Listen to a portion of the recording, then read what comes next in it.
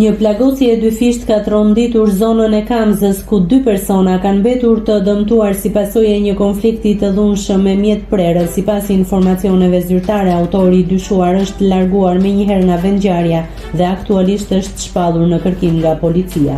Ngjarja ka ndodhur në rrugën Beslidja, ndërsa strukturat e policisë së Tiranës kanë nisur menjëherë hetimet për zbardhjen e plotë të rrethanave dhe identifikimin e autorit. Sipas njoftimit zyrtar, shtetasi me inicialet JM dyshohet se gjatë një konflikti për motive ende të paqarta ka goditur me mjetprerës 2 shtetas EV dhe AP, si pasojë e plagëve të marra.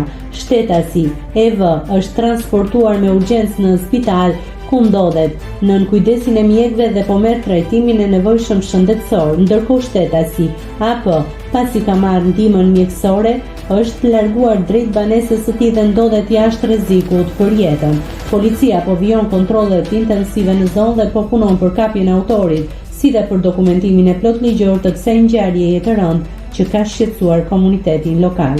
Njoftimi i policisë. Shtetasi me inicialet JM në rrugën Beslidja gjatë një konflikti dyshohet se ka goditur me mjetprerës shtetasin EV dhe AP. Shtetasi EV ndodhet aktualisht në spital nën kujdesin e mjekëve, ndërsa shtetasi AP, pas marrjes së mjekimit, është larguar drejt banesës së tij.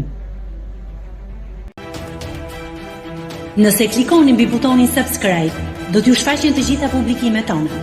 Ju ftoj t'i bëni subscribe kanalit, të pëlqeni videot dhe të lini komentin tuaj.